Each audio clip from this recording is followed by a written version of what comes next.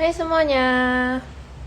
Hai teman-teman, hari ini aku mau ada live dan aku mau ngundang satu narasumber.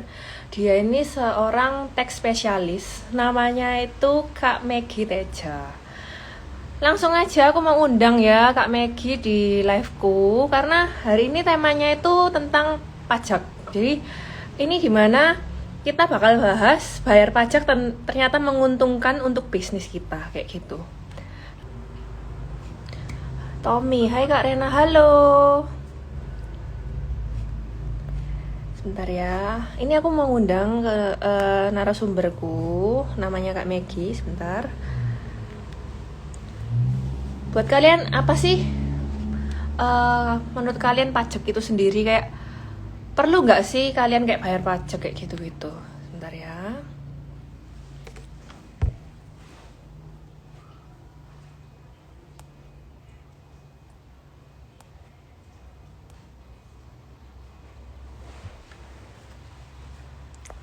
Hai, hai.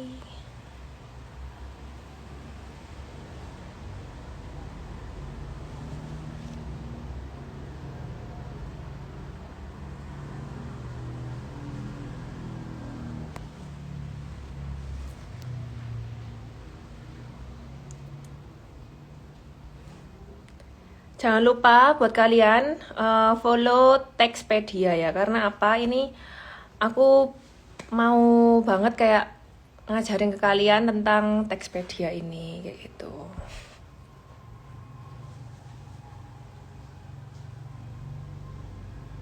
Sebentar ini ada yang request YT Guk siapa nih?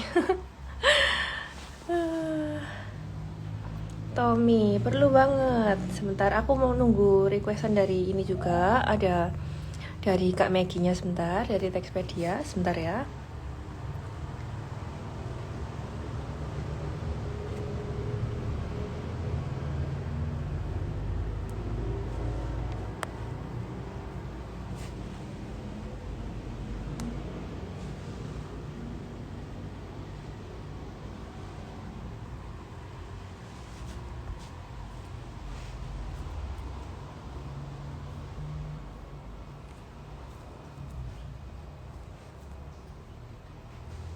Oke, ini aku sama Textpedia.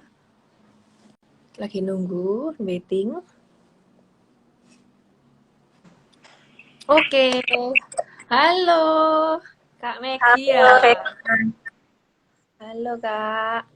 Ini banyak halo. banget loh yang bilang tentang pajak itu kayak perlu banget kayak gitu-gitu lah. Ini aku ngundang seorang tax spesialis teman-teman. Jadi dia ini pakarnya gitu loh. Jadi buat kalian yang mau tanya-tanya langsung aja tanya di Kak Megi ini. Dan jangan lupa kalian follow Textpedia ya. Perlu banget. Iya kalian perlu banget loh belajar tentang pajak kayak gitu. Kak, BTW, ini aku mau tanya-tanya sesuatu tentang pajak boleh nggak? Boleh banget dong. Boleh banget. Oke, oke. Aku mau mulai pertanyaanku dulu ya, guys. Gak apa-apa ya? Wah, ada yang nyapa, Kak. Halo, Kak Megi. Halo, Oh, halo. aku mau tanya dulu, Kak. Gimana ya? Gini, sebentar. Aku akan persiapkan pertanyaan. Aku agak grogi ya sama kakak ini. Aduh. Oke, Santai oke. aja, kita boleh santai. Oke, oke. Aku Gini, Kak. Aku mau tanya. Hah? Gimana? aku nggak makan kamu kok. Jadi jangan grogi. Iya, iya. Ini soalnya aku benar-benar sekalian sama mau belajar banget tentang pajak, guys. Jadi kayak aku itu kayak pengen tahu banget ini penting atau enggak jadi jawabannya yang teks spesialis ini pastinya dari Kak Megi. Yang pertama, aku mau tanya Kak, siapa aja sih yang berkewajiban untuk harus bayar pajak kayak gitu? Nah, ini dia nih, pasti teman-teman sekalian pada bingung ya, sebagai kalian nih individu warga negara bingung, saya ini harus gak sih bayar pajak? Apakah saya ini mempunyai kewajiban bayar pajak? Nah, nih teman-teman ya, buat teman-teman yang masih pada bingung, sebenarnya siapa aja harus bayar pajak? Yang harus bayar pajak itu adalah setiap orang atau setiap warga negara yang menerima penghasilan. Jadi nih, setiap orang yang menerima penghasilan, contohnya aja seperti saya, seperti Rena, atau seperti YouTuber, vlogger, selebgram maupun orang-orang yang mempunyai kayak usaha jasa titip dan sebagainya itu juga termasuk orang-orang yang mempunyai penghasilan. Jadi yang mempunyai penghasilan ini bukan orang pribadi saja ya. Jadi yang mempunyai penghasilan itu juga bisa berupa bentuk BPT badan, wajib pajak badan. Nah, jadi kita semua adalah taxpayer yang artinya adalah kita semua wajib bayar dan lapor pajak. Contohnya aja deh, saya kasih contoh konkret seperti saya karyawan swasta. Dimana kan kalau misalkan karyawan swasta itu udah pasti pasti bayar pajak ya, karena kan kita dipotong oleh perusahaan. Nah, misalkan aja kayak Rena sendiri nih sebagai influencer, ini kan menerima fee atas balas jasa. Iya. Nah, atas balas jasa tersebut itu juga merupakan objek pajak yang dimana atas fee tersebut harus disetorkan pajaknya. Oh, Macam-macam banget sih. Jadi setiap orang yang menjalankan usaha atau mempunyai pekerjaan di bidang jasa atau sebagai karyawan itu semua merupakan taxpayer. oh gitu. Ya, ya, ya. Guys, buat kalian yang mau tanya langsung aja bisa tanya di kolom komentar juga ya. Sambil aku tanya-tanya juga karena aku mau belajar pajak. Oke, oke. Terus Kak, loh, alasan mengapa kita harus bayar pajak juga itu untuk bisnis kita itu apa ya? Kayak gitu. Nah, ini yang paling penting ya poinnya. Mungkin dari teman-teman sekalian ini pada bingung nggak sih kayak kok bayar pajak menguntungkan? Karena kan dalam pemikiran teman-teman mungkin yang masih awam di dunia perpajakan, pasti kan berpikiran kalau bayar pajak itu mungkin saja rugi ya, karena kita ada effort untuk mengeluarkan pajak lagi, uang atau uang untuk membayar pajak tersebut. Tapi teman-teman itu ternyata persepsi yang salah. Kenapa saya bisa bilang itu persepsi yang salah? Karena sebenarnya kalau kita sudah rajin bayar pajak, sebenarnya kita banyak keuntungan yang kita dapatkan, mungkin yang kurang kita sadari. Contohnya aja nih, kalau misalkan kita udah bayar pajak, otomatis kan kita nggak pusing lagi dong untuk urusan perpajakan ke depannya, karena kan namanya pajak nggak mungkin terlepas dari diri kita ya. Otomatis kalau kita sudah rajin bayar dan lapor pajak, itu kan nggak membebani kita di kemudian hari.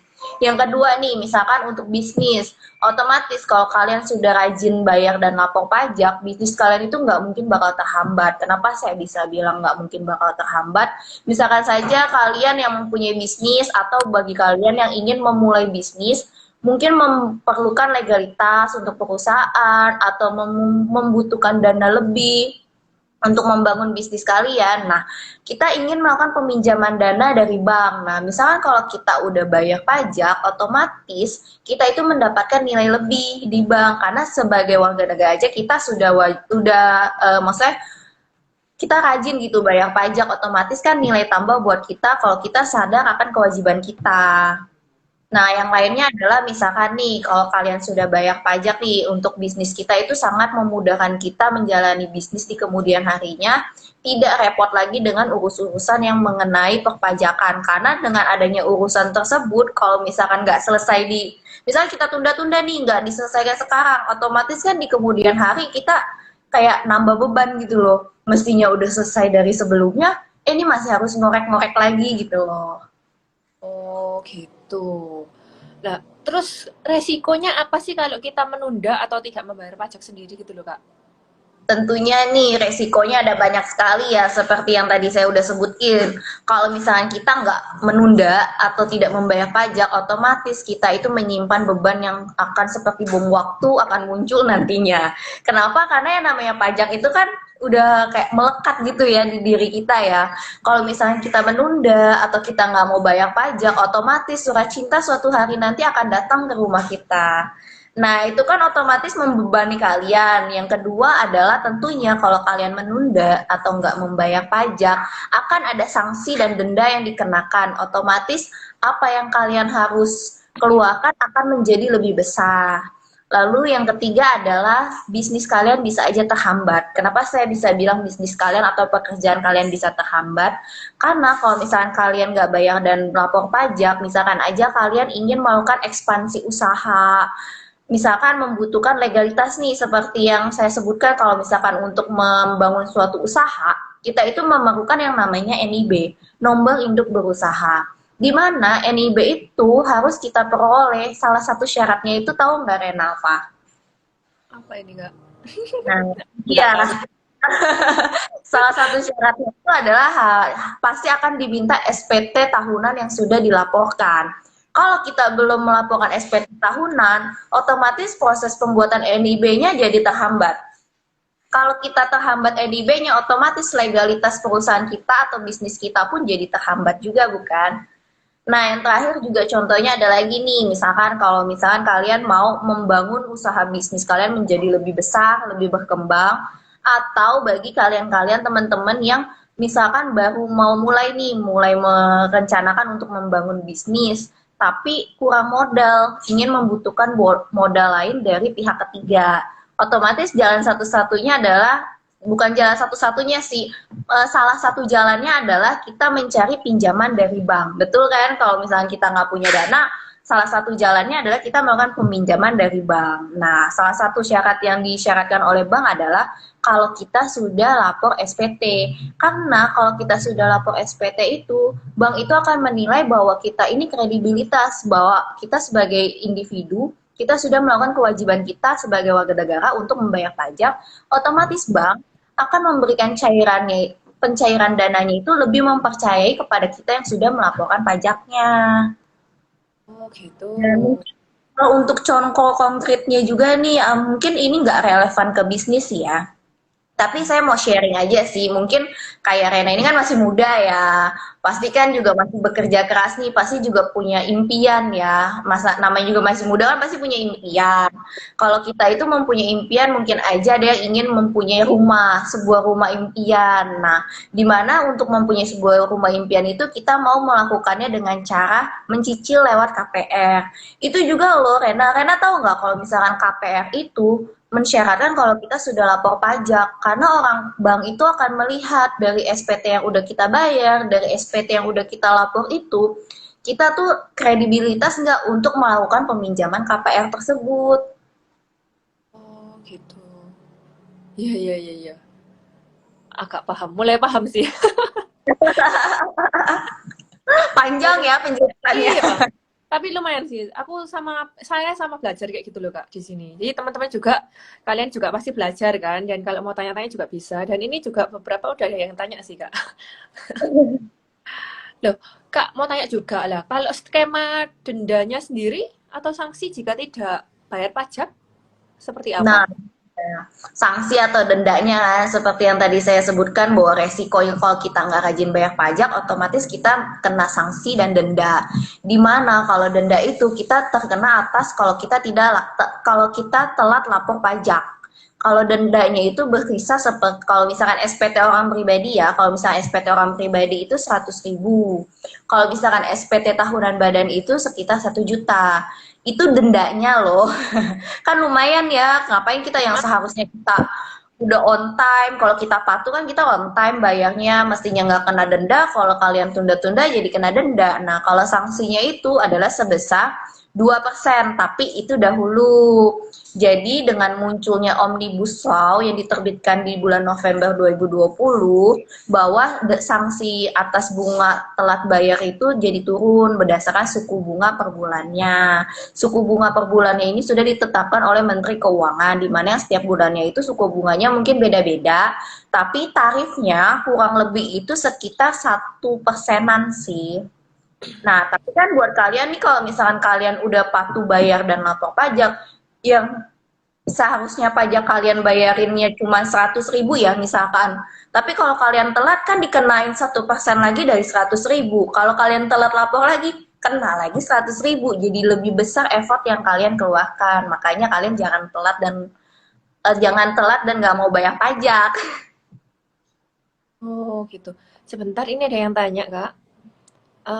Dari Danpers dulu ya. Saya mau tanya, jika SPT tahunan belum dilaporkan karena tahun kemarin terkena dampak COVID, apakah ada kompensasi? Nah, untuk itu mungkin untuk yang belum melaporkan itu tidak ada kompensasinya ya. Jadi tetap terhitung telat. Jadi walaupun terdampak COVID, walaupun misalkan penghasilannya nihil, itu kita tetap harus lapor. Walaupun dengan status nihil, tapi kita tetap harus lapor. Dengan batas waktu yang sudah ditentukan waktu tahun 2020 ini kan COVID itu baru mulai di 2020. otomatis kita harus lapor ini kan paling lambat 30 Maret untuk yang OP, yang wajib pajak individu, dan yang akhir April itu untuk wajib pajak badan. Jadi walaupun kita kena dampak COVID, kita tetap lapor walaupun isinya itu juga nihil atau mengalami kerugian. Oh gitu. Kemudian Kak, ini ada yang tanya lagi. Apakah pemilik bisnis yang sorry aku sebutin namanya dulu ya. Muemdil HM. Apakah pemilik bisnis yang belum PKP dengan penghasil di bawah 54 juta wajib bayar pajak, Kak? Iya, tentu seperti yang tadi saya sudah sebutkan di awal ya. Setiap individu maupun orang pribadi atau wajib pajak badan yang menerima penghasilan dari bekerja atau berusaha itu wajib membayar pajak. Mungkin kan kasusnya ini masih belum PKP dan penghasilannya itu masih 54 juta.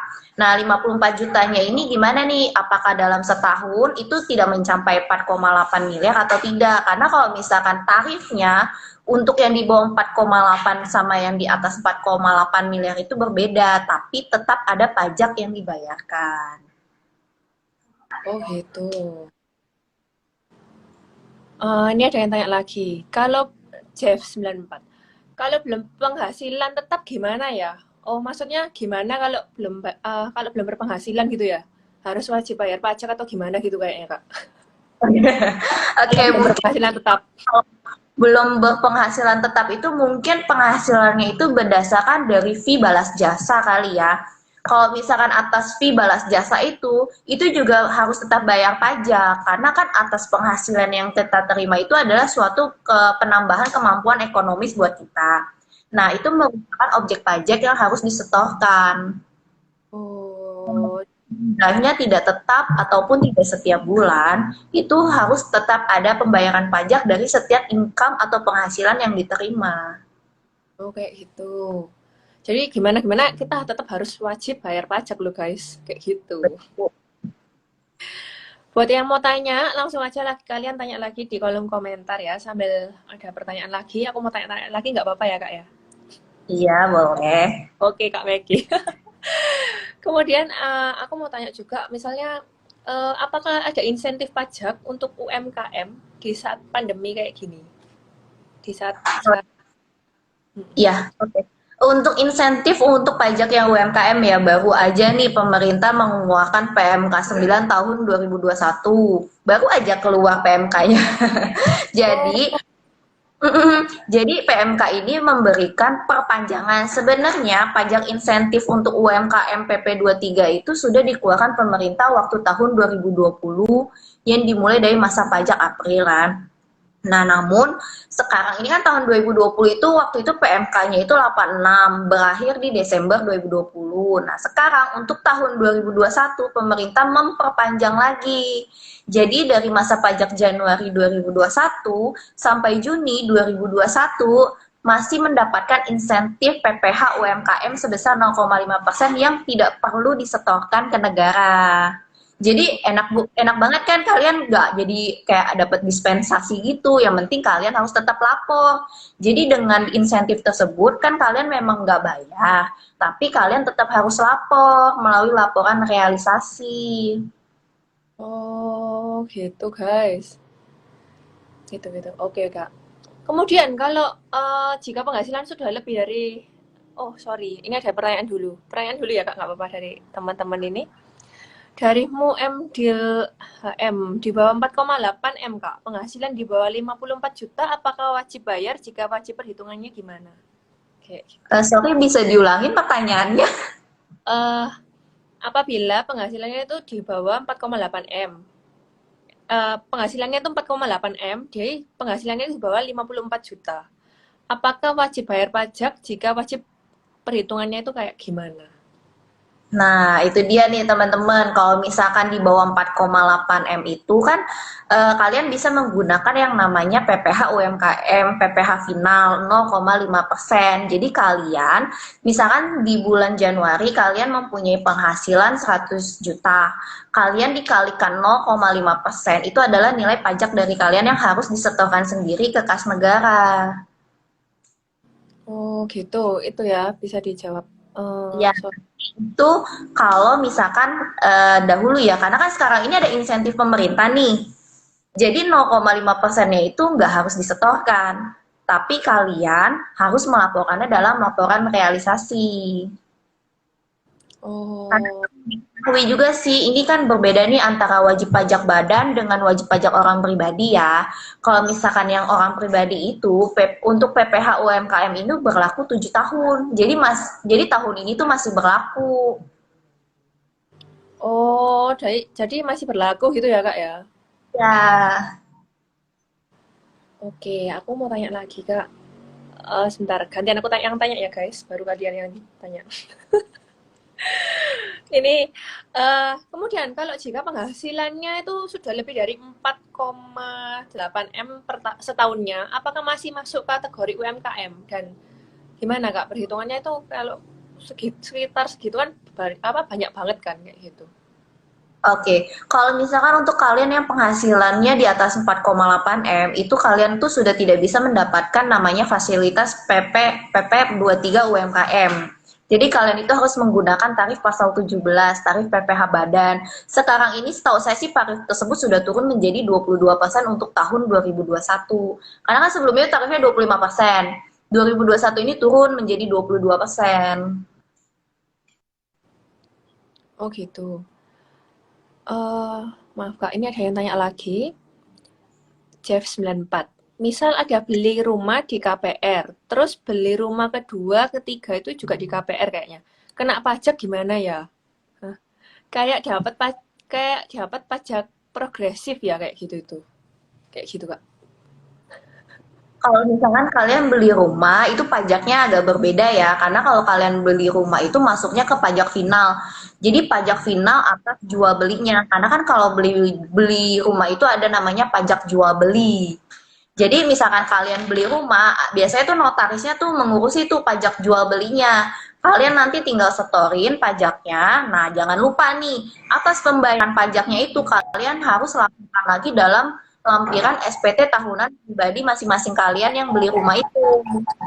Jadi prinsipnya Oh, PPh Final itu kalian bayar pada saat nanti kalian di akhir tahun, pada saat lapor SPT PPh pribadi itu hanya dilaporkan saja. oh gitu. Oke, oke. Ah, untuk gini nggak, aku juga mau tanya ya. Kalau untuk kalangan sendiri yang para pebisnis kayak gitu contohnya. Para pebisnis itu menganggap kayak teks pajak itu merupakan beban. Jadi kayak benar kah pemikiran kayak seperti itu benar atau tidak? Nah, ini dia nih. Sebenarnya kalau misalkan teman-teman pada berpikir, apalagi pembisnis ya, mungkin berpikir teks itu menjadi beban karena kan ada dana yang dikeluarkan. Padahal sebetulnya dana itu adalah juga dana dari yang kalau misalkan kita bertransaksi dengan orang, kita memotong orang, itu kan dananya juga kan sebaik kita potong dari orang tersebut. Atau misalkan pajak atas penghasilan yang kita terima. Misalkan kayak pajak UMKM, kita jual barang, jual jasa, itu kan kita harus bayar ininya, maksudnya pajak diakumulasi di setahunkannya atas income yang diterima, itu kan dipajakin lagi. Sebetulnya kan itu bukan dikatakan beban ya, karena kan seperti yang tadi saya bilang, kalau kalian nggak bayar pajak, kalian itu nantinya akan susah sendiri. Kenapa? Kalian nih para pengusaha nih ingin melakukan ekspansi usaha, tapi kalian nggak rajin bayar pajak, di saat kalian membutuhkan dana, kalian nggak bakal bisa dicairkan dananya karena bank itu akan menilai salah satu syaratnya itu mensyaratkan bahwa kalian itu sudah lapor pajak. Jadi bank itu akan lebih sulit mengeluarkan atau mencairkan dana tersebut. Kalau kalian juga mau melakukan legalitas perusahaan, itu setahu saya ya, untuk melakukan legalitas perusahaan itu semuanya itu sudah ngeling dengan pajak. Jadi kalau kalian nggak bayar pajak, semua itu akan susah, jadi terhambat bisnisnya. Oh, gitu. Loh, kemudian ada contoh-contoh kasus pajak yang menguntungkan nggak Kak kalau untuk bisnis itu kayak seperti apa? Kayak gitu. Nah, contoh-contohnya ya, misalkan nih kalau untuk dunia bisnis sih, misalkan kalian sudah bayar pajak ya, misalkan UMKM lah, katakan UMKM itu kan rata-rata memang kalian ini belum PKP. Nah, tapi kan kalian ini kan sudah mempunyai NPWP dan kalian ini ingin melakukan legalitas perusahaan dari kalian. Karena kan setahu saya untuk mempunyai suatu perusahaan lah ya, sebutnya usaha itu perusahaan, kita harus melegalitaskan atau mempunyai banyak dokumen legal-legal yang harus kita lengkapi. Nah, salah satunya itu adalah kita harus melaporkan pajak. Jadi kalau misalkan kita sudah bayar pajak, sudah lapor pajak, semua kendala-kendala yang seharusnya bisa diminimalisir itu akan teratasi. Misalkan kayak Rena deh, misalkan mau mulai bisnis nih, misalkan buka catering ya, misalkan buka catering, tapi Rena ini pada saat Rena belum mempunyai badan, wajib pajak badan, Rena ini sebelumnya kan wajib pajak individu. Nah, Ya. sebelumnya ini Rena ini nggak pernah bayar, nggak pernah lapor pajak setiap tahunnya. Nah, pada saat Rena ingin melakukan bisnis, itu akan dipersulitnya adalah, bukan dipersulit sih, mungkin agak terhambat proses bisnisnya karena Rena ini belum lapor pajak. Karena pada saat pengurusan NIB, itu akan diminta pelaporan dari pemilik perusahaan tersebut apakah sudah lapor pajak atau belum. Oh, gitu. Ini ada yang tanya lagi, Kak. Jeff Ya. 94. Misal gaji 1,5 tahun wajib lapor berarti ya? Ya, Gimana? waduh sih. Gimana? Sorry. Misal gajinya itu 1,5 juta. Gimana sih ini? Misal gajinya 1,5. Berarti wajib lapor pajak ya? Kayak gitu. Kalau misalkan untuk PPh gaji ini agak sedikit berbeda ya. Karena kalau untuk yang gaji ini kan merupakan PPh permanen staff ya atau bisa disebut karyawan. Kalau karyawan ini kan perhitungannya ini memang menggunakan yang namanya PTKP. Nah, jadi batasan PTKP ini kan sekarang ini batasannya itu 54 juta. Kalau misalkan sebulannya itu 4,5 juta. Jadi kalau misalkan gajinya di bawah 4,5 juta, itu otomatis tidak ada pajaknya. Tapi kalian tetap lapor. Walaupun tidak ada pajaknya, pada saat kalian buat SPT tahunan, itu tetap kalian lapor dalam SPT tahunan kalian menggunakan 1770 SS karena penghasilannya masih di bawah 60 juta. Oh gitu. Gitu guys. Buat yang mau tanya, bisa tanya di kolom komentar ya. Karena kakaknya mumpung di sini, kalian bisa sekalian belajar tentang perpajakan. Ini ada yang tanya lagi, Kak. Rere Teja. Kalau mau buka usaha berarti harus lapor pajak buat SPT ya? Harus ada NPWP. Betul, jadi setiap kita mau buat suatu badan usaha, kita itu memerlukan yang namanya NPWP.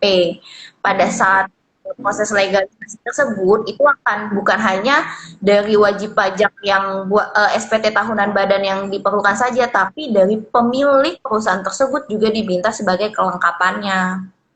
Oh, jadi harus lengkap semuanya kalau mau buat buka usaha juga ya, Kak ya? Betul. Terus Kak, kalau dari aku juga, aku mau tanya ya, ini kan lagi masa pandemi.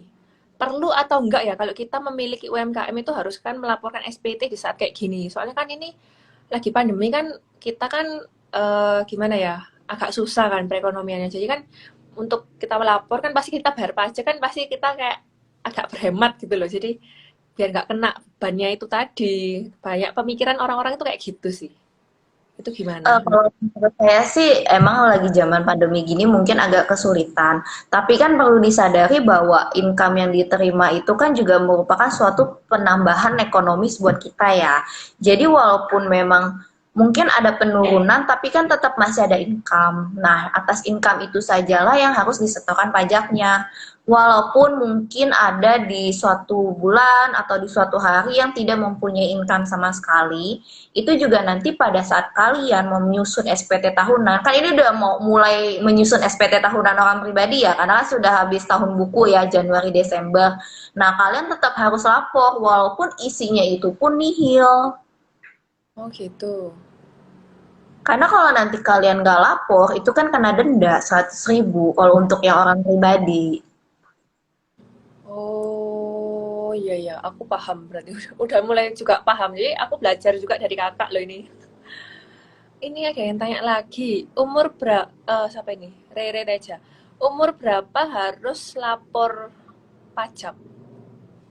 Nah, untuk harus lapor pajak itu sebenarnya tidak ada batasan umur ya, tapi di mana kalian pada saat kalian sudah mempunyai kesadaran, mempunyai penghasilan atau menerima penghasilan baik dari usaha atau dari jasa, kalian itu sudah harus bayar pajak.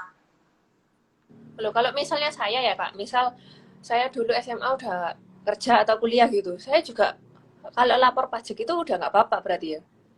Kalau apa? Kalau misalnya saya udah dari kuliah gitu sudah saya udah bekerja juga gitu loh. Jadi saya mau melaporkan wajib pajak itu juga nggak apa-apa harusnya. Iya, nggak apa-apa, malah Oh, bagus. apa-apa, nggak apa-apa guys. Buat kalian yang di liveku ini, mumpung ada Kak Megi, kalian bisa tanya-tanya tentang perputaran, maksudnya tentang semacam ini, pajak, terus SPT tahunan, dan lain-lain. Jangan lupa follow taxpedia.id ya. Terus Kak, aku mau tanya lagi ya. Kalau dari aku sendiri kemarin kan ada kasus dari temanku ya. Papanya ini kan habis meninggal, orang tuanya ini meninggal ya. Kemudian kok dia itu ada dapat omongan harus pelaporan kayak tutup tutup tutup apa? Tutup pajak NPWP. gitu. Iya, kayak gitu. Biar nggak kena bayar terus lah. Tapi dia itu nggak tahu dan harus bayar kayak gitu. Ya itu solusinya gimana Kak? Kalau dari Kakak? Kalau solusi dari saya sih memang kan proses NPWP itu seumur hidup ya.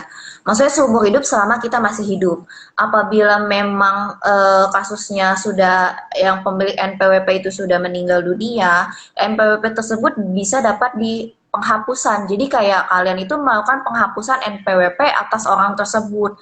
Jadi pada saat kalian melakukan penghapusan tersebut, maka kewajiban perpajakannya pun sudah stop sampai di situ. Makanya kalau kalian nggak melakukan penghapusan ya KPP itu kan nggak tahu ya orangnya masih ada atau enggak. Jadi ya kewajibannya tetap terus berjalan. Oh gitu. Ini ada yang tanya Kak, untuk Textpedia itu apa sih? Apa gunanya? Ya gitu.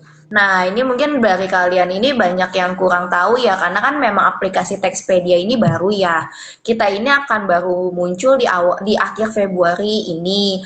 Nah, Textpedia ini adalah aplikasi yang memudahkan kalian untuk melakukan perhitungan, pembayaran, dan juga pelaporan pajak. Jadi kalian ini nggak perlu repot-repot lagi. Mungkin dari kalian ini banyak yang mikir kalau misalkan kalian bayar pajak itu repot, pasti ribet gitu ya, harus ke bank dulu. Nanti kalau misalkan kalian udah bayar ke bank, kalian harus lapor lagi ke KPP. Nah, mungkin kan itu memakan waktu yang lama. Aplikasi Textpedia ini muncul untuk memudahkan kalian-kalian nih yang mungkin yang kaum-kaum milenial kali ya lebih membutuhkan ini karena kan aplikasi ini memudahkan kalian yang masih pada kaum awam-awam mengenai pajak untuk melakukan perhitungan, pembayaran dan juga pelaporan pajak sekaligus. Jadi kalian hanya bermodalkan HP saja, kalian itu sudah bisa melakukan tiga transaksi perhitungan, pembayaran, dan pelaporan secara sekaligus. Aplikasi ini juga pasti mudah digunakan nih. Kenapa? Karena kan namanya aplikasi ini kan juga sejaman ini kan sudah maju ya. Era digital juga semakin berkembang. Nah, kita dari sisi perpajakan pun juga mengikuti dengan perkembangan zaman. Makanya Textpedia ini muncul nih. Muncul untuk membantu kalian-kalian yang para pelaku bisnis atau kaum-kaum awam atau vlogger, youtuber dan sebagainya yang masih bingung nih, di mana sih saya misalnya penghasilan ini kenanya pajak berapa, ngitungnya gimana, bayarnya kemana, lapornya kemana. Nah, kalian tuh udah nggak usah khawatir karena aplikasi ini memudahkan kalian untuk melakukan tiga transaksi tersebut secara sekaligus. Jadi kalian gak usah repot-repot lagi mikir, bayar pajak ribet, bayar pajak susah. Nah, dengan hadirnya aplikasi ini, kalian tuh nggak usah repot-repot lagi, karena aplikasi ini gampang banget, karena user friendly ya. Dan kalian juga bisa dapatkan aplikasi ini gampang banget, udah ada di Google, App Store, atau maupun Play Store. Bisa di-download guys. Betul, bisa di-download dengan modal HP saja. Nah, Karena keuntungan lainnya nih menggunakan Textpedia. Karena kayaknya saya harus men-sharing sebentar ya untuk yang aplikasi Textpedia ini karena keuntungannya ini sangat mudah. Karena untuk saya pribadi sendiri pun ya, pasti kan kita kan kadang males ya untuk beranjak ke bank atau beranjak ke KPP.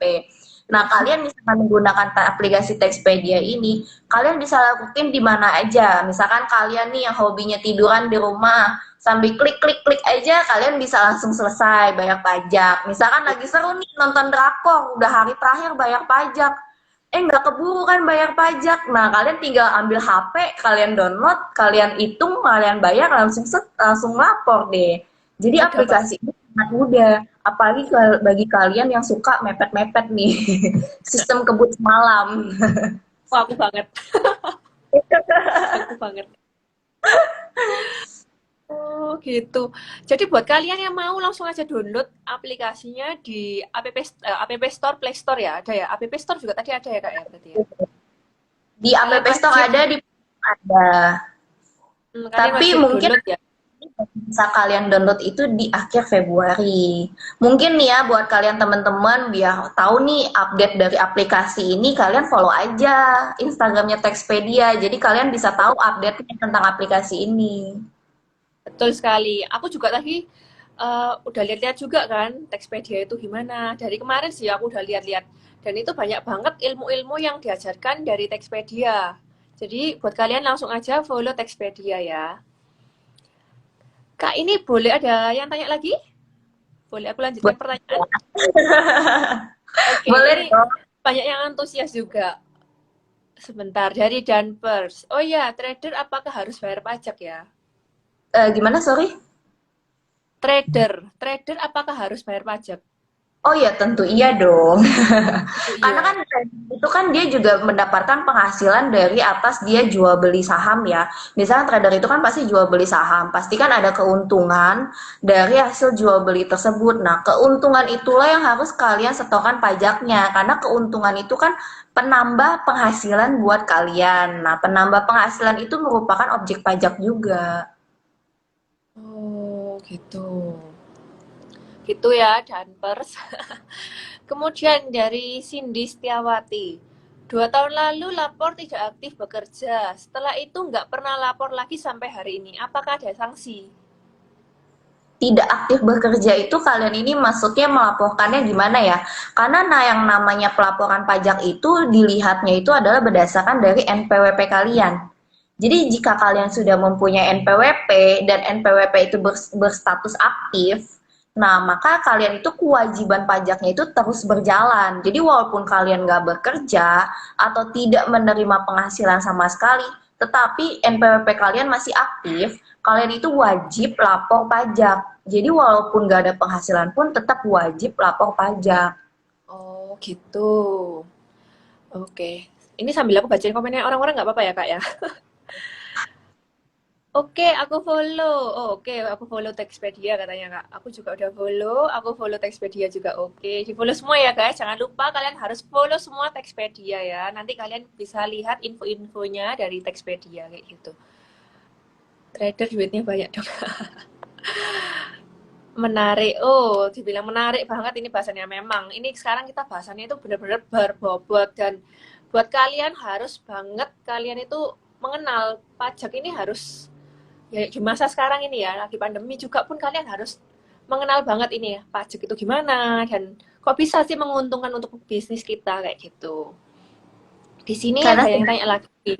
nggak, maksudnya pajak itu sebenarnya nggak sesusah yang dibayangkan. Betul sekali. Dan kita pemikirannya udah jelek dulu biasanya kalau kakak belum jelaskan kan Iya. banyak orang awam mikir pajak ini aduh kayak susah pemikirannya kayak gitu kan ya kak ya. Kan Iya. gampang banget tuh kalau udah dijelasin sama kakaknya. Kemudian ada yang tanya lagi. Misal nih, SPT masa PPh 21 perusahaan nihil tiap bulan, tapi kan harus lapor untuk yang Desember atau akhir tahunnya. Itu yang dicantumkan dalam 21.101 itu penghasilan bulan Desember aja atau setahun langsung ya, Kak? Kayak gitu. Oh, oke. Untuk yang memang untuk dibagi perusahaan ya, ini lebih ke perusahaan sih. Memang untuk yang perusahaan itu, untuk SPT PPh 21 bulanannya untuk yang nihil, memang tidak diwajibkan lapor. Tapi pada saat kalian di akhir tahun, di bulan Desember, kalian itu wajib lapor. Nah, yang dilapor nih apa aja? Otomatis yang namanya di Desember itu yang wajib dilapor itu adalah penghasilan bulanannya, walaupun nihil, dan juga ada yang namanya penghasilan tahunan. Jadi pada di SPT itu ada pilihannya, ada satu masa pajak dan juga satu tahunan pajak. Jadi dua-duanya itu harus diisi. Oh, gitu. Gitu, guys. Sebentar ada yang tanya lagi. Trader kena pajak PPh pasal berapa ya, Kak? Pasti. Nah, kalau untuk trader sih biasanya dikenain PPh pasal final ya, PPh 4 ayat 2. Oh, PPh pasal itu ya. Dengerin Wiwin. Sorry, belum aku sebutin Wiwin Maranata. Oke. Ada yang tanya lagi. Misal perusahaan ada utang 350 miliar miliar. Itu pajaknya gimana, Kak? 350 miliar. Oh, kalau misalkan untuk hutang itu beda lagi ya. Karena kan yang namanya perusahaan itu kan pasti ada income, ada beban. Jadi dia itu perhitungan pajaknya itu berdasarkan dari penghasilan yang diterima dikurangi dengan beban-beban atau biaya-biaya yang ada. Jadi misalkan kalau ada hutang itu berbeda berbeda jalur ya. Oh, beda jalur, guys. Ya. Itu ya, untuk Lisa Webo itu berbeda jalur. Dan aku mau ingetin lagi buat kalian, kalau masih mau tanya-tanya lagi, mumpung kakaknya ini kan senggang, kalian bisa banget tanya-tanya dan jangan lupa follow textpedia.id ya. Karena di sini tuh kalian harus dipelajari tentang pajak dan ternyata pajak kita belajar pajak itu banyak keuntungannya untuk bisnis kita kayak gitu. Oh, untuk Alexa Joan, tapi trader bisa minta bukti potong ke institusi trading saham? Iya, betul. Karena di sistemnya perpajakan itu adalah misalkan kita bertransaksi dengan wajib pajak badan, otomatis kita ini pasti sudah dipotong. Misalkan kayak saya lah karyawan, saya bekerja di suatu perusahaan, otomatis saya yang dipotong oleh perusahaan. Jadi nanti perusahaan akan memberikan bukti potong buat saya. Nah, bukti potong itulah yang harus saya laporkan di SPT tahunan pribadi saya. Seperti trader juga sama.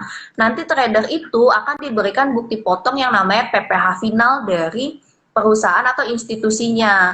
Nah, tapi bukti potong itu nanti tinggal dilaporin aja di SPT tahunannya sebagai penghasilan final.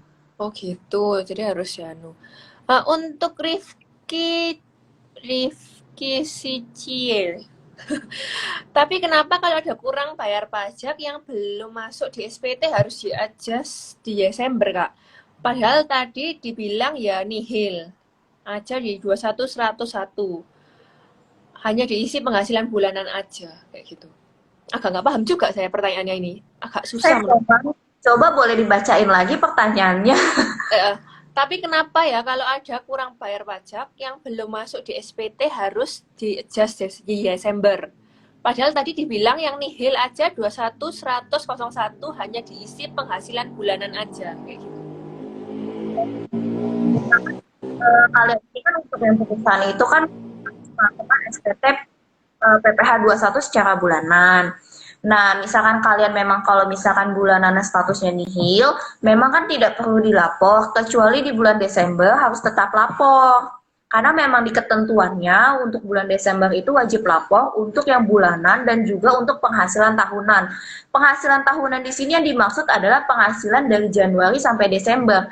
Karena kan nihil itu pajaknya, tapi kan income-nya itu tetap ada. Nah, untuk yang bayar itu mungkin kalau kalian yang melakukan hitungan ulang kembali, misalkan di bulan berjalan kalian ini ada salah, misalkan nih kalian lapornya nihil, ternyata pada saat kalian udah hitung ulang secara setahun, karena kan PPh 21 itu dihitungnya secara setahun ya. Jadi pada saat di Desember kalian menghitung perhitungan PPh 21 secara setahun ternyata ada pajaknya. Nah, oleh sebab itu harus di-adjust-nya di Desember. Oh gitu. Untuk siapa ini tadi? Rifki sudah dijawab ya sama Kak Megi. Ini ada yang tanya lagi, ada yang bilang, Alexa Joan, thank you Kak Rena dan Textpedia berguna banget. Ya sama-sama. Terima kasih juga buat Kak Megi, karena Kak Megi yang menjelaskan, karena saya juga nggak berapa paham. Saya dibantu Kak Megi untuk dijelaskan. Kemudian, ada yang tanya juga, Rere Teja. Misal punya kos-kosan juga harus lapor pajak. Ya harus ya, harusnya. Harus. Tentu. Karena Tuh. kan kalian yang mempunyai kos-kosan, otomatis kan kalian mendapatkan income ya, penghasilan dari sewa kos-kosan tersebut. Nah, Mm-mm. income tersebut kalian itu harus bayar dan juga laporkan. Tapi kalau lagi masa pandemi ini, kalau dibilang kan nggak ada orang yang ngekos gitu loh Kak. Itu kita kalau sudah lapor pajak ya tetap harus bayar pajak ya. Kalau udah pernah lapor gitu. Kalau misalkan kalian memang sampai nggak ada masa kos-kosannya itu nggak ada yang sewa, berarti kan income kalian nol. Otomatis kalau income kalian nol, memang tidak ada yang perlu dibayarkan pajaknya. Tetapi kewajiban pelaporan itu tetap masih ada, jadi kalian melaporkannya dengan status nihil. Oh gitu. Ya gitu ya untuk Rere Teja. Buat yang mau tanya-tanya lagi, silakan. Ini mumpung ada Kak Megi selaku dengan ini teks spesialisnya, Kak Megi. Di sini diajari banyak banget tentang perpajakan dan menguntungkan untuk bisnis kita ya, bagi yang punya bisnis. Jangan lupa follow Textpedia juga ya. Oh ya Kak, aku juga mau tanya ya. Untuk tadi kan aku misal udah mau download ini kan, download Textpedia sendiri ya. Itu caranya mudah banget ya berarti ya Kak. Tinggal buka aplikasinya terus kalau aku mau bayar pajak cuma langsung tinggal dari situ ya. Jadi meskipun aku lagi mager, cepet banget ya itu. Maksudnya konfirmasinya cepet ya Kak, nggak usah nunggu berapa hari gitu ya. Iya, tentu. Kalian kan nanti tinggal download aja nih, cari di Google atau Play Store Textpedia. Tinggal kalian unduh dalam hitungan menit, mungkin dalam hitungan detik ya kalau internetnya cepat. Nah, kalian tinggal sign in aja, mungkin kayak seperti biasa sih, sign in biasa. Nanti kalian kan tinggal aplikasinya itu bisa kalian gunakan secara free. Nah, tapi free di sini juga kan sesuai dengan kebutuhan yang ada. Apabila kalian ingin mempunyai permasalahan atau problem pajak yang lebih mendalam, aplikasi ini mungkin nanti akan menyesuaikan dengan kebutuhan-kebutuhan dari teman-teman sekalian. Oh gitu. Gitu guys, bisa dengerin ya. Tadi udah dijelasin sama Kak Maggie. Oke. Jadi langsung aja kalian download Textpedia di Play Store atau App Store dan langsung aja login ya. Jangan lupa follow IG-nya textpedia.id kayak gitu. Ayo, ada yang mau tanya lagi? Kalau ada yang mau tanya lagi bisa tanya lagi di kolom komentarnya IG Live ini. Kalau nggak ada, mau aku close juga biar kakaknya juga istirahat. Udah tanya-tanya itu. Oh, ada yang tanya lagi. Oke, mum di HM yaitu. Cara perhitungan PPh 23 sewa menyewa dan pelaporannya dong. Nah, mungkin ini lebih khususnya ini karena yang nanya individu, mungkin concern saya adalah untuk PPh 23 sewa harta ya, sewa menyewa ya. Nah, untuk PPh 23 sewa menyewa harta ini memang apabila kita bertransaksinya terhadap wajib pajak badan, itu kan wajib pajak badan itu selaku pemotong.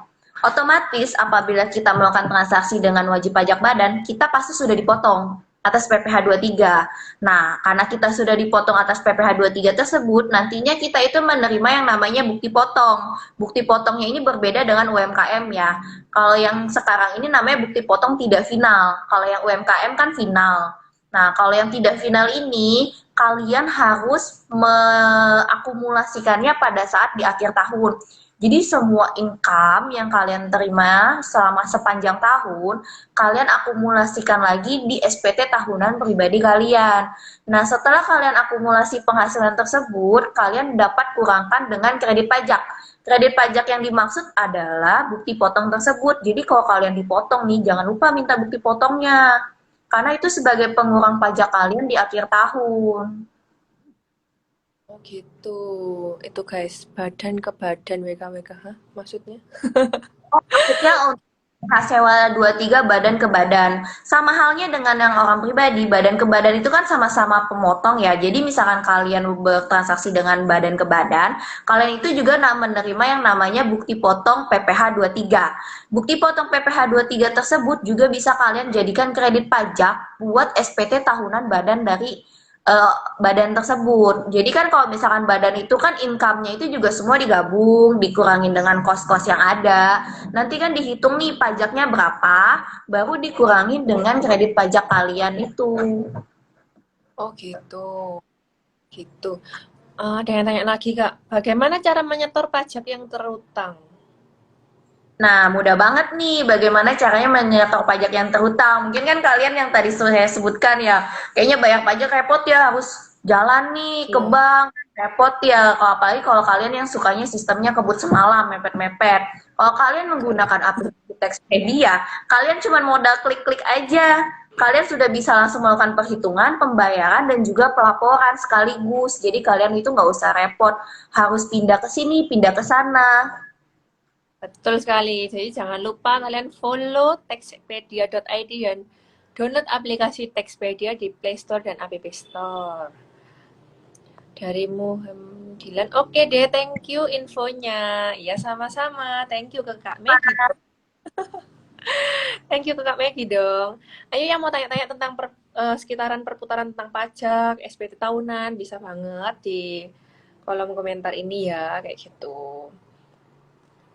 Tadi, iya, ada yang mau tanya lagi? Oh, misal tadi jika lupa lapor pajak gitu, gimana Kak? Maksudnya dendanya tadi berapa ya? Kisaran berapa kalau lupa lapor pajak? Nah, kalau misalkan kalian lupa lapor pajak, itu sama aja kalian telat lapor pajak ya. Kalau untuk individu atau orang pribadi, denda untuk telat lapor pajak itu sebesar 100.000. Tapi kalau untuk yang wajib pajak badan itu sebesar 1 juta. Lumayan kan kalian kalau misalkan nggak harus telat, kenapa kalian harus telat?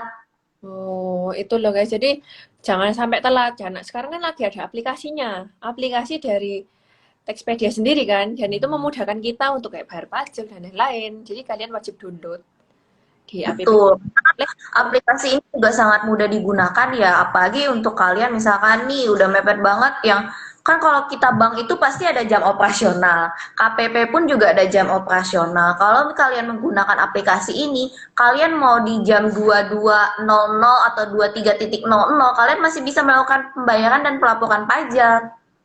Oh, gitu. Ini ada yang tanya lagi, Kak. Sebentar.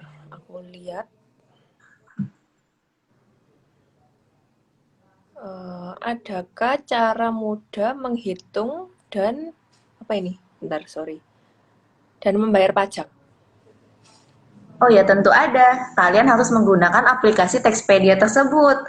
Nah, di aplikasi ini kan kalian juga dibantu nih untuk melakukan perhitungan. Jadi kalian udah nggak usah bingung-bingung lagi. Misalkan kalian menerima penghasilan 100 juta, gimana? Berapa ya pajak yang harus saya bayar? Kalian gunakan saja aplikasi Textpedia-nya, karena di aplikasi tersebut kalian sudah bisa melakukan perhitungan sekaligus, pembayaran dan juga pelaporan. Oh, gitu. Ini aku mau tanya, udah ditanyain dulu sama Rere Teja. Iya, ya. Juga bingung kan, cara untuk menghitungnya itu kayak gimana dalam penghitungan kayak gitu. Dan apa ini? Oneon, Textpedia sangat membantu mantap. Iya, memang mantap sekali Textpedia. Jadi kalau kalian yang wajib wajib banget download aplikasinya ya dan follow textpedia.id. Yang mau tanya lagi bisa tentang perpajakan, SPT tahunan, dan boleh banget tanya tentang aplikasinya sendiri. Boleh tanya tentang Instagramnya Textpedia ini ngapain, atau bahas tentang apa, juga boleh banget. Mumpung ada Kak Maggie di sini yang membantu menjelaskan tentang perpajakan. Oke, ayo ada yang tanya lagi? Kalau nggak ada yang tanya lagi, ini aku mau close dulu. Karena juga ini Kak Maggie sudah waktunya lumayan tersita juga, udah hampir 1 jam loh. Gila, Wah, nggak berasa. nggak kerasa loh ya, udah hampir 1 jam ini kita. Ayo, ada yang mau tanya lagi? Oh, iya nggak berasa. Iya nggak berasa banget karena penjelasan dari Kak Maggie pun itu benar-benar terperinci sekali dan kalau di aku sih ya lumayan nyantol sih di aku soalnya kan aku kayak bahas-bahas pajak ini menurutku kayak agak gimana gitu tapi ternyata penjelasannya sangat-sangat mudah. Ini ada yang tanya lagi Kak. Untuk Textpedia apa wajib berlangganan aplikasinya? Ini dari Muyah Viv. Ya. Nah, apakah ini wajib berlangganan? Nah, ini kan aplikasinya ini juga akan baru luncur di akhir Februari. Ini bisa dikatakan iya, bisa dikatakan tidak. Jadi sesuai kebutuhan kalian aja. Oh gitu. Eh, ini ada yang tanya lagi, bayar nggak APP? Nah, aplikasinya bayar atau enggak gitu dah maksudnya. Untuk sementara ini, pada saat kalian mengunduh itu memang aplikasi ini masih free ya. Tapi mungkin aplikasi ini akan dirampungkan lebih baik lagi sesuai kebutuhan dari responden. Mungkin nantinya akan berbayar. Tapi untuk sementara ini masih free, makanya buruan download. Oh gitu. Jadi kalian langsung aja download ya. Ada isi salvo. Hah? Saldo. Ada isi saldo atau enggak di APP-nya Kak? Kayak gitu. Iya, iya. Nah, untuk pengisian saldo itu sih juga nggak diwajibkan ya. Mungkin nanti pada saat isi saldo itu pada saat kalian ingin melakukan pembayarannya. Oh Karena yang kan di jelas. aplikasi tersebut bisa langsung bayar. Nah, itu kalian mungkin bisa melakukannya pada saat pembayaran tersebut. Oh gitu. Oke oke. Jadi bisa top up dulu kayak gitu ya Kak berarti kalau di aplikasinya bakalan. Iya. Tapi itu Oh, sesuai kebutuhan ya, bukannya kita yang harus mencandangkan dana di situ sih enggak. Itu sesuai kebutuhan aja, sesuai dengan perhitungan pajak. iya iya. Yang penting dari aplikasinya sendiri, kalau aku bilang sih menurutku sangat membantu sekali sih. Soalnya kan aku juga orangnya mageran dan tinggal top up, tinggal bayar. Menurutku kayak gitu mudah banget sih, bener kan? Jadi buat kalian langsung aja, jangan lupa kalian itu wajib banget follow textpedia.id dan jangan lupa download juga Textpedia di App Store atau Play Store, oke? Gak kerasa ini udah 1 jam, Kak. Udah 1 jam ini, Kak. Oke. Terima kasih Kak Rena dan Kak Meki untuk penjelasannya sama-sama. Terima kasih ke Kak Meki karena menjelaskan dengan detail. Dan aduh, oke banget lah penjelasannya. Aku jadi lebih paham tentang perpajakan SPT tahunan dan lain-lain kayak gitu. Oke Kak, udah 1 jam nih. Kita ini aku close dulu ya berarti ya. Kita endin dulu. Tommy, thank you Kak Rena dan Kak Megi. Sama-sama. Terima kasih Kak Megi, penjelasannya sangat bermanfaat dan membantu sekali. Itu Kak. Terima kasih, bener ini benar-benar top kalau Kak Megi ini. Jangan lupa follow ya, follow Textpedia, download aplikasinya juga. Oke. Oke Kak, ini karena udah 1 jam kita bersama. Dan buat kalian yang kepo langsung aja follow Textpedia. Dan ini udah aku mau akhirin dulu di IG live webinar aku dengan Kak Megi. Semoga bermanfaat buat kalian semua ya. Informasi-informasinya membantu kalian semua kayak gitu. Oke. Thank you ya, Kak. Thank you. Oke, bye-bye.